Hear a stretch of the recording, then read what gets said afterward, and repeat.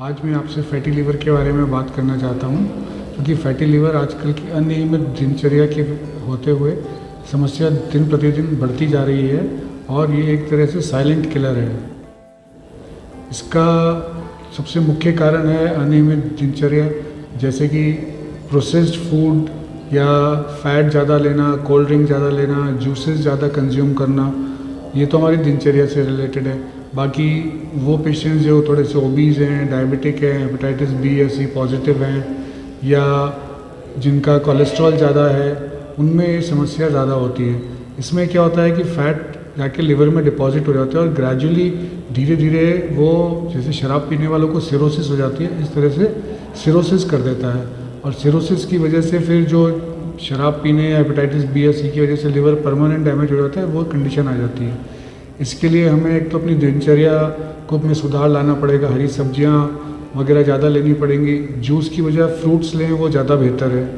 और इसके अलावा हमारे को अपनी लिपिड प्रोफाइल रेगुलरली चेक करानी चाहिए। थायराइड है, ब्लड प्रेशर है और आपका डायबिटीज़ है, ये सारी चीज़ें कंट्रोल में रहनी चाहिए। हेपेटाइटिस बी और सी का भी इलाज हमें शुरू कर देना चाहिए, अगर खुदा ना करे अगर पॉजिटिव हैं तो। इसके अलावा इसमें टेस्ट कराना ज़रूरी है। इसमें टेस्ट में सबसे सिंपल टेस्ट है लिवर फंक्शन टेस्ट। अगर उसमें SGOT SGPT बढ़ा हुआ है तो वो इंडिकेट करता है हमारी लिवर इंजरी हो रही है।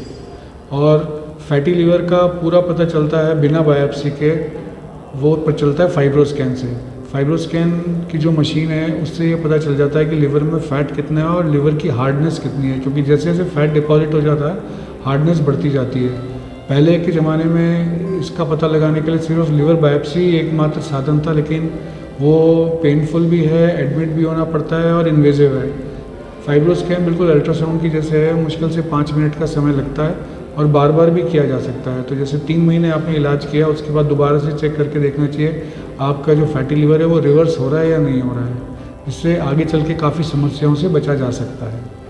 फैटी लिवर के लिए आज एक तरह से जैसे फैटी लिवर का जो शेयर है सिरोसिस कॉज करने के लिए, वो ग्रेजुअली बढ़ता चला जा रहा है। जब मैं पढ़ता था 20-25 साल पहले, तो सिरोसिस के 5% कारण नैश, जिसको बोलते हैं नॉन अल्कोहलिक स्टेटोटिक हेपेटाइटिस, इसकी वजह से होते थे।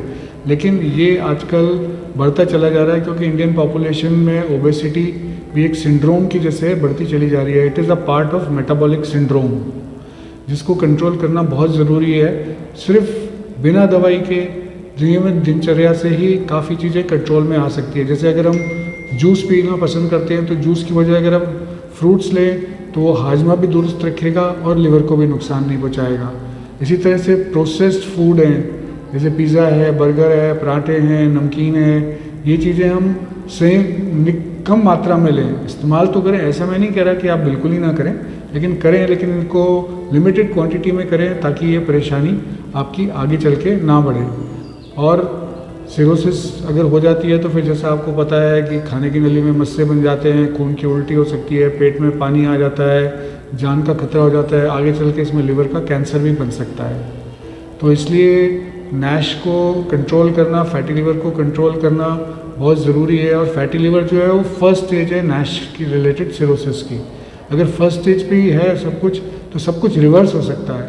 सबसे ज़रूरी बात यह कि रिवर्सल पॉसिबल है, लेकिन एक बार सिरोसिस हो गई तो वो एक इरिवर्सिबल स्टेज है, जिससे हमको वापस आना संभव नहीं है। अल्टीमेटली फिर उसमें तो बात आ जाती है लिवर ट्रांसप्लांट। लिवर ट्रांसप्लांट का मतलब है 20 से 25 लाख रुपए का खर्चा और एक रिश्तेदार अपना आधा लिवर दे। अदरवाइज लिवर ट्रांसप्लांट काफ़ी डिफ़िकल्ट है। लिवर ट्रांसप्लांट के बाद भी दवाइयाँ रेगुलर लेनी पड़ती हैं और काफ़ी महंगी दवाइयाँ ज़िंदगी भर लेनी पड़ती हैं। तो बेहतर यही है कि वैक्सीन ही लगा लिया जाए, यानी कि पहली स्टेज पे ही फैटी लिवर को डिटेक्ट करके उसका ट्रीटमेंट कर लिया जाए, ताकि वो वाली लिवर ट्रांसप्लांट और सिरोसिस वाली नौबत ही ना आए।